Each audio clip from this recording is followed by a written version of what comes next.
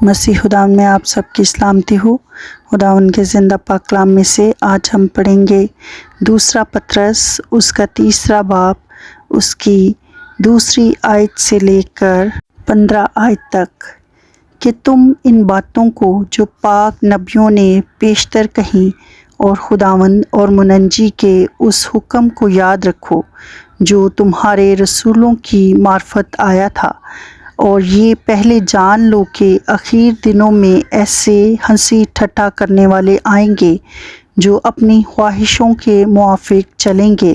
اور کہیں گے کہ اس کے آنے کا وعدہ کہاں گیا، کیونکہ جب سے باپ دادا سوئے ہیں اس وقت سے اب تک سب کچھ ویسا ہی ہے جیسا خلقت کے شروع سے تھا۔ وہ تو جان بوجھ کر یہ بھول گئے کہ خدا کے کلام کے ذریعے سے آسمان قدیم سے موجود ہیں اور زمین پانی میں سے بنی اور پانی میں قائم ہے۔ انہی کے ذریعے سے اس زمانہ کی دنیا ڈوب کر ہلاک ہوئی، مگر اس وقت کے آسمان اور زمین اسی کلام کے ذریعے سے اس لیے رکھے ہیں کہ جلائے جائیں، اور وہ بے دین آدمیوں کی عدالت اور ہلاکت کے دن تک محفوظ رہیں گے۔ اے عزیزو،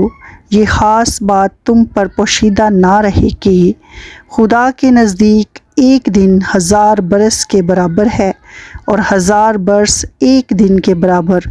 خداوند اپنے وعدہ میں دیر نہیں کرتا، جیسی دیر بعض لوگ سمجھتے ہیں، بلکہ تمہارے بارے میں تحمل کرتا ہے، اس لیے کہ کسی کی ہلاکت نہیں چاہتا، بلکہ یہ چاہتا ہے کہ سب کی توبہ تک نوبت پہنچے۔ لیکن خداوند کا دن چور کی طرح آ جائے گا۔ اس دن آسمان بڑے شور و گل کے ساتھ برباد ہو جائیں گے، اور اجرام فلک حرارت کی شدت سے پگھل جائیں گے، اور زمین اور اس پر کے کام جل جائیں گے۔ جب یہ سب چیزیں اس طرح پگھلنے والی ہیں تو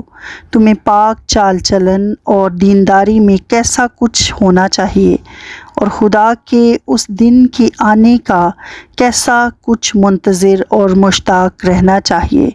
جس کے باعث آسمان آگ سے پگھل جائیں گے اور اجرام فلک حرارت کی شدت سے گل جائیں گے۔ لیکن اس کے وعدہ کے موافق ہم نئے آسمان اور نئی زمین کا انتظار کرتے ہیں جن میں